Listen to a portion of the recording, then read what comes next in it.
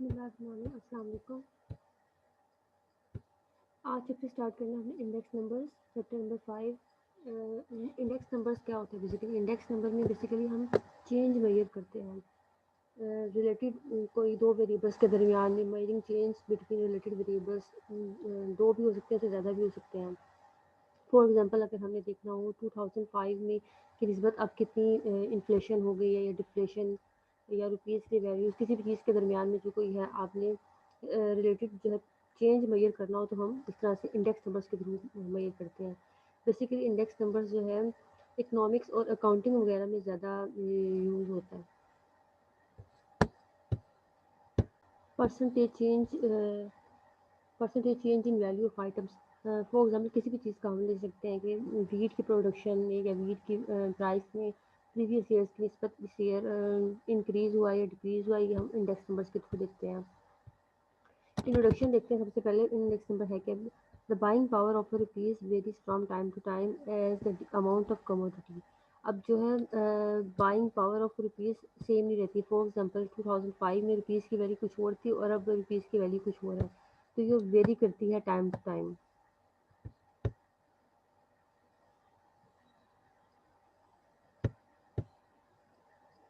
One could buy by 10 rupees in 1960, now cost about 60 rupees in 1995. So to make meaningful comparison over time, it is necessary to take into account the variability in the buying power of rupees. अब इसका comparison करने के लिए basically buying power of rupees के through हम कर सकते हैं इनका comparison. For example to compare the cost of 2-year college education today with the cost in 1960। अब जो कॉलेज एजुकेशन पे अब जो कॉस्ट जो है यूज़ हो रही है वो उसको 1960 की कॉस्ट से कंपैरिजन करने के लिए it is necessary to consider the buying power of rupees today as compare with the buying power of rupees in 1960। Similarly, one may be interested to know the average or hourly wages of labor in 1995 as compared with their wages in 1960. The numbers known index numbers as compared for the purpose and measure relative change. Basically relative change हमें बताता है, इसको हम index numbers कहते हैं over time. अब यहाँ से इंडेक्स नंबर की डेफिनेशन स्टार्ट हो रही है, इसको आपने याद कर लेना। An index number is a ratio और average of ratio usually express as a percentage. ये हमेशा परसेंटेज में ही होती है, हमने 100 से मल्टीप्लाई करना होता है। जो भी हम वैल्यू कैलकुलेट कर रहे हैं, प्राइस रिलेटिव या क्वांटिटी रिलेटिव या कुछ भी हम कैलकुलेट करते हैं तो उसको 100 से मल्टीप्लाई ज़रूर करते हैं। तो ये याद रखना, ये हमेशा परसेंटेज में होती है। तो ये MCQs में पूछा जा सकता है कि इंडेक्स नंबर परसेंटेज में होते हैं। To construct index numbers 2 or more time periods are considered. The value of at one of the time periods are taken as a base। अब इसमें कोई भी किसी भी ईयर को अगर हम 10 ईयर्स को कंपेयर करना है तो किसी भी एक ईयर को हम बेस लेके उससे कंपैरिजन करेंगे कि उस ईयर की निस्बत इस ईयर में चेंजिंग क्या है, प्राइस में इंक्रीज़ हुई है, डिक्रीज़ हुई है इस ईयर के मुताबिक, या प्रीवियस ईयर में क्या चेंज आया था उस ईयर के मुताबिक।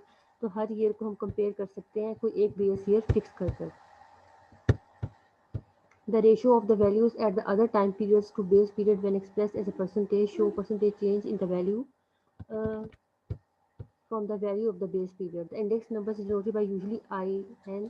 इसको हम इंडेक्स नंबर को जो है इससे डिनोट करते हैं यूजली जो है यहाँ पर आ जाता है करंट ईयर और नीचे इसके आ जाता है बेस ईयर। ठीक है, बेस ईयर से कंपैरिजन करना है इसलिए बेस ईयर यहाँ पे आ जाएगा डिनोमिनेटर और न्यूमिनेटर में करंट ईयर आ जाएगा और मल्टीप्लाई बाय 100 करना होगा। पी नोट का मतलब है बेस ईयर की प्राइस, क्यू नोट का मतलब है बेस ईयर की quantity, P O N N जो आगे इसका मतलब है करंट ईयर की प्राइस, क्यू एन का मतलब है करंट ईयर की कमोडिटी या क्वांटिटी, पी ओ एन जो है price index number for current year, P one का मतलब है फर्स्ट ईयर की जो बेस ईयर के मुताबिक, क्यू एन का quantity index number for current year, Q one mean index number for the year next to the base year. Base year वाले को 0 लिखते हैं और 1 का मतलब है ये बेस ईयर से नेक्स्ट है, 2 का मतलब है बेस ईयर से सेकंड पे है ये, और एन का मतलब है कि करंट ईयर कोई भी हम ले लेते हैं।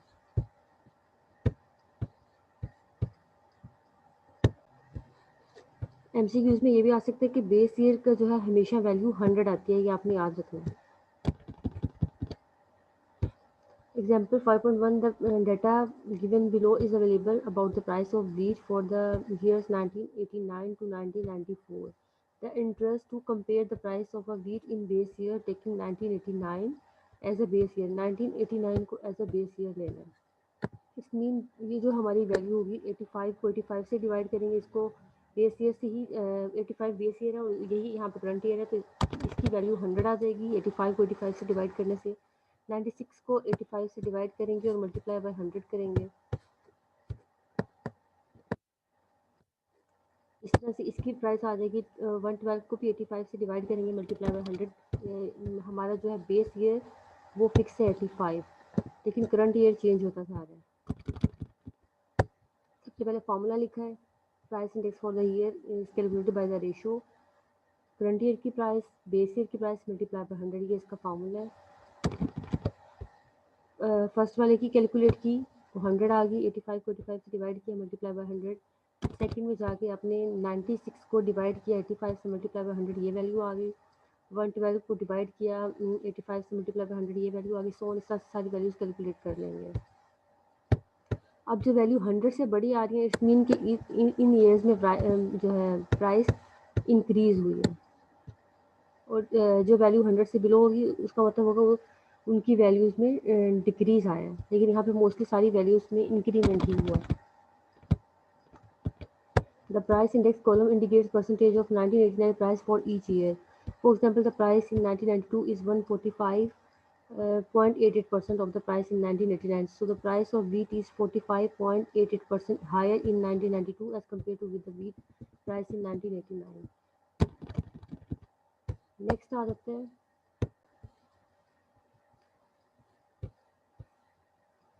नेक्स्ट आ जाता है types of index number. Index number की दो टाइप्स हैं, एक सिंपल इंडेक्स नंबर और एक है कंपोजिट या aggregate index number. Simple index number में क्या है, an index number is called simple index number when it is measured relative change in a single variable। Single variable में जो चेंज मेजर करता है with respect to base year is called simple index number. जब more than 2 हो जाएंगे हमारे पास variables तो चेंज मेजर करने के लिए, तो वो हमारा कंपोजिट हो जाएगा।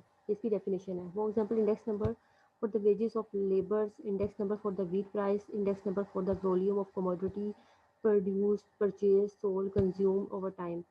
अब नेक्स्ट एग्जांपल 5.1 में हमने जो है सिंपल इंडेक्स नंबर कैलकुलेट किए थे और उसका फार्मूला ये था। Next example 5.2, compare the daily wages of unskilled labour in Lahore over time period 1988 to 1993, where the following data is available for the Pakistan Economic Survey 1993, taking 1988 as a base year। 1988 को as a base year ले लिया। Same जो example 1 में किया था similarly इसमें भी इस तरह से करेंगे। फर्स्ट वाले की वैल्यू 100 आ जाएगी, 51 को 46 पे डिवाइड करेंगे, मल्टीप्लाई बाय 100 करेंगे। सेकंड वैल्यू 58 को 46 से जो है डिवाइड करेंगे, multiply by 100। Third value so on, इस तरह से सारी वैल्यूज कैलकुलेट कर लेंगे। ये वेजेस की रिस्पेक्ट से, लेकिन होना इसमें इसी तरह से कि ऊपर करंट ईयर आ जाएगा और नीचे base year multiply by 100।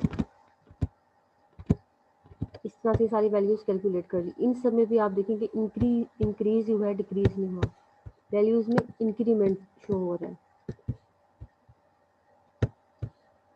The wages index of 126.08 for year 1990 indicate the wages have been increased by the 26.08% as compared to the base year 1988. Similarly, the wages of 1993 have been increased 86.96%। 100 से values को compare करेंगे, जितना भी increment होगा उतनी values, मतलब for example अगर 195 होता तो 95% वेजेस में इंक्रीज होता। अगर जस्ट 95 होता है इसका मतलब है 5% डिक्रीज हुआ था वेजेस में।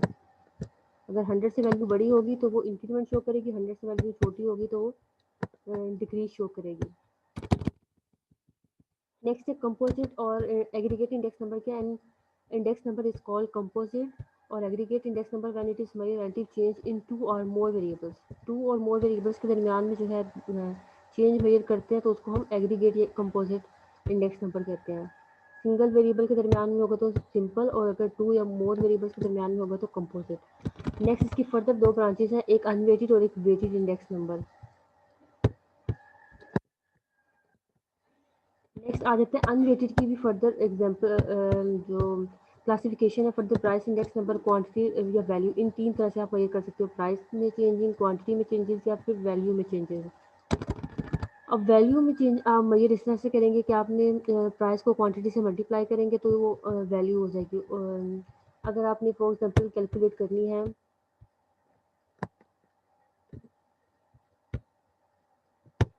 करंट ईयर की वैल्यू करनी है तो पी एन को क्यू एन से मल्टीप्लाई करेंगे। अगर बेस ईयर की वैल्यू को मेजर करना है तो P note Q note multiply करेंगे और इन दोनों को दोनों कॉलम्स को ऐड करके इस तरह से आप वैल्यू कैलकुलेट कर लेंगे, मल्टीप्लाई बाय 100 ऐड कर देंगे। Limitations of index number, index number की लिमिटेशंस भी हैं। It is not possible to take into account all changes in product. All index number are not suitable for all purpose। ठीक है, all purpose के लिए हम इसको यूज़ नहीं कर सकते। और जो है नेक्स्ट देयर में भी error in choice of base period. आप बेस पीरियड चूज़ करने में जो है बेसिकली गलती हो सकती है। ज़रूरी नहीं कि आप जिस बेस पीरियड से कंपेयर कर रहे हो कि वो ईयर आपका स्टेबल हो, उस ईयर में हो सकता है कि स्ट्राइक्स या कुछ इस तरह से फ्लड वगैरह की वजह से प्राइसेस अफेक्ट हुई हो। These are simply rough indications of relative change. Different methods of construction of index numbers give different results. Next है uses क्या है इसके। The price index numbers are used to measure the average price changes in a commodity or a group of commodities with the passage of time relative to the base period. Base period के मुताबिक जो change आता है commodity में या group of commodities में, ये सारा बेसिकली हम प्राइस इंडेक्स नंबर के थ्रू मेजर करते हैं। This help comparing prices of commodity with another. इस तरह से आप प्राइसेस को कंपेयर कर सकते हैं।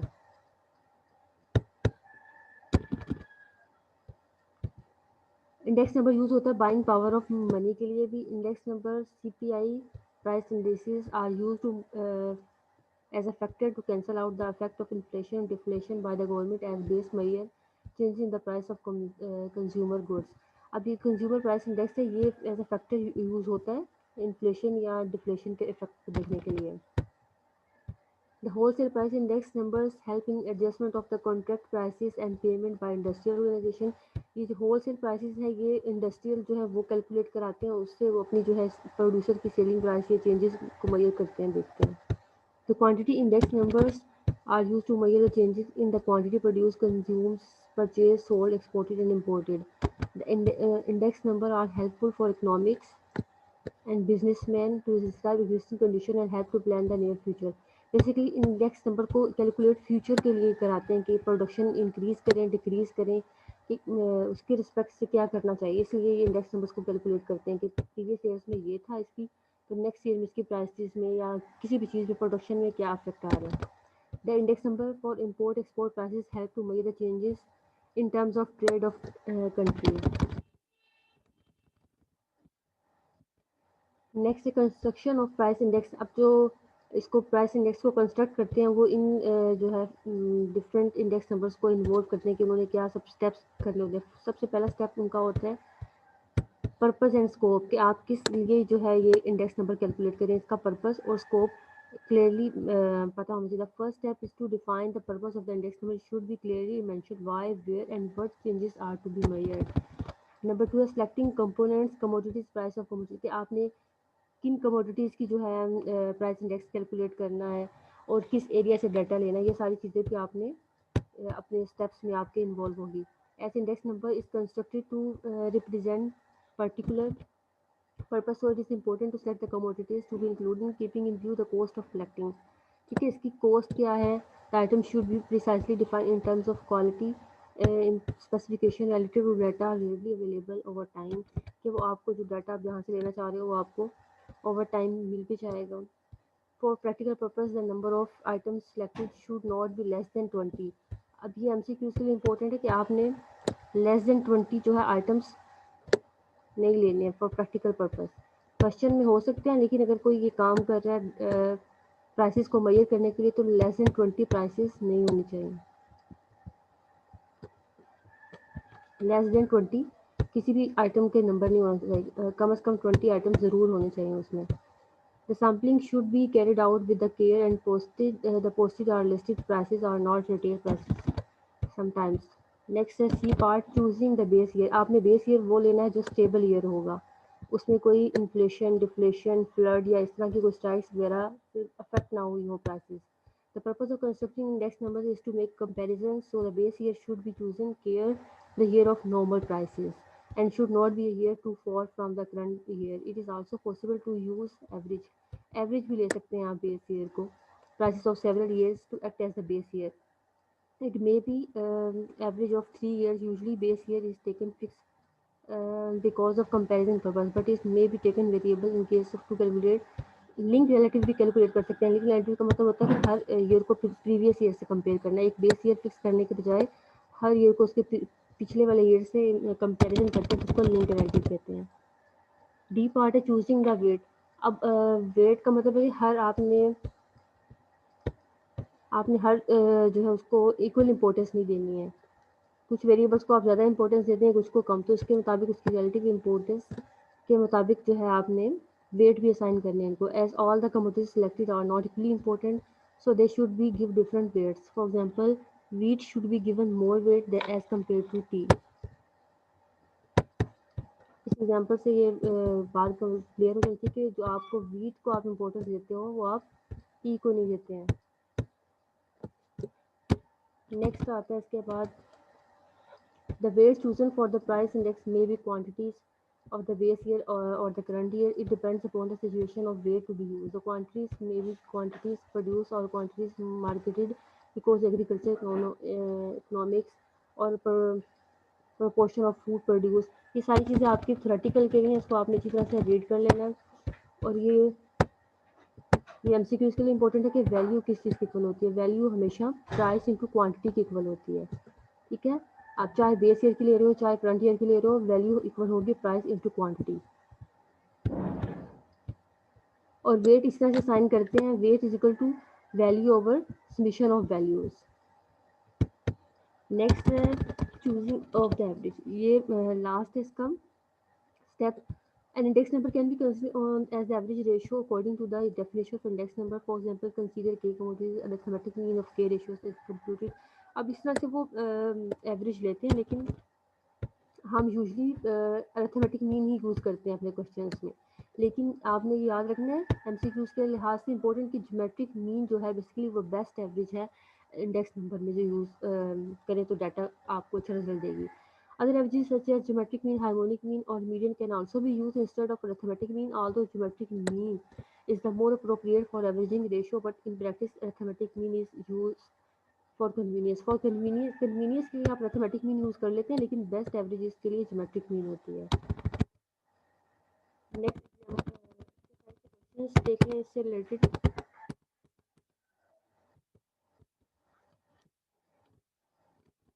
क्वेश्चन नंबर 5.7 आपने करना है।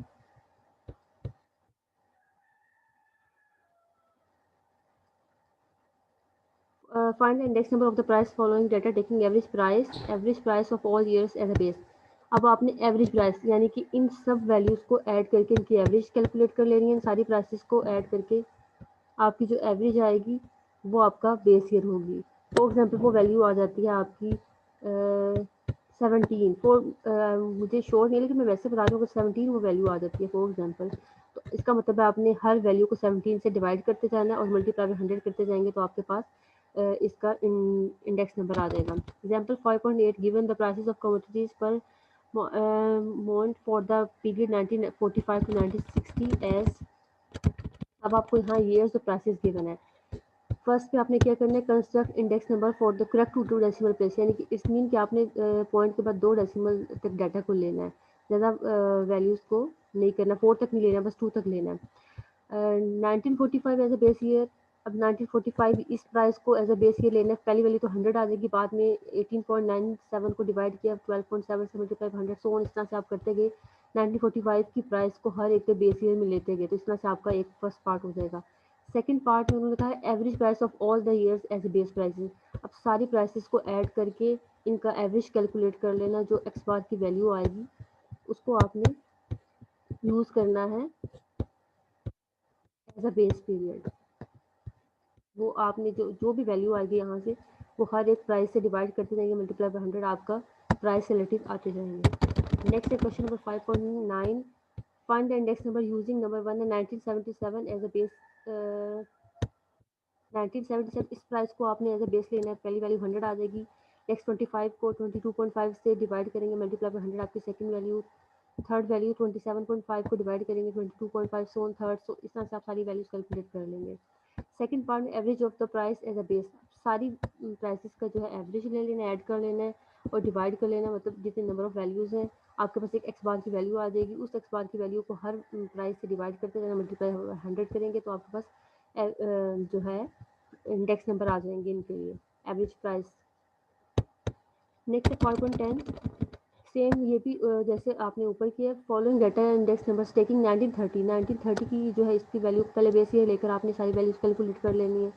नेक्स्ट सेकंड पार्ट में एवरेज ऑफ फर्स्ट 3 ईयर्स को ऐड करना, 3 पे डिवाइड, इसका जो एवरेज आएगा उस एवरेज को लेके हर एक से आपने जो है इंडेक्स नंबर कैलकुलेट कर लेना है। थर्ड पार्ट में है द ईयर 1935 वाले ईयर को as a base year use करना है, ठीक है। 4 divided by 10 multiply by 100, 5 divided by 10 multiply by 100, 6 divided by 10 multiply by 100, तो इस तरह से आप सारे कैलकुलेट कर लेंगे।